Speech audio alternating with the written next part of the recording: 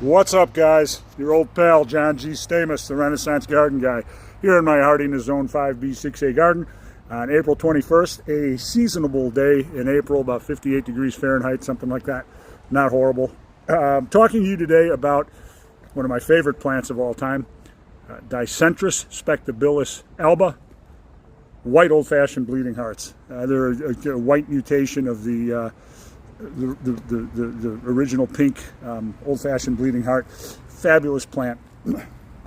This plant is a herbaceous perennial, but it's also kind of ephemeral. By late July, even by mid-July, early July, it starts to kind of peter out, and then it's pretty much gone by August. It goes away. When it's totally brown, you just cut the stems and leaves and everything off, and it'll come back in the spring. Now, these things, I planted these. I think these are about 5 years old, 4 or 5 years old. I planted them as bare roots. The root system are the fleshy, sort of tuberous almost, very fleshy, but kind of brittle, so you have to be careful when you handle them not to break off any of the main roots. When you plant them, they like slightly acidic soil. Plant them with the crown, anywhere from a 1/4 of an inch to 3/4 of an inch below the soil level tops, and then maybe throw another inch or two of mulch on top of that.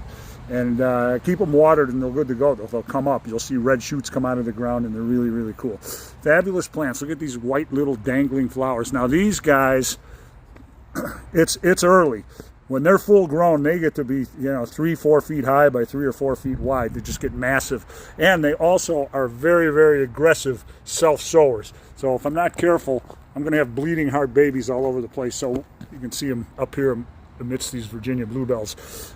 Got to yank them out, otherwise you'll have them all over the place. These plants live a really long time. They'll definitely outlive me. They're huge anchor plants in my blue and white hill planting feature. So there's no need to have all these seedlings around. They'll get huge and they'll just continue to spread. So that's my take. White old-fashioned bleeding hearts. Dicentrus spectabilis alba, one of my favorite plants of all time. Love this thing. So you can read all about them in the Renaissance Garden Guy, the digital publication, renaissancegardenguy.com.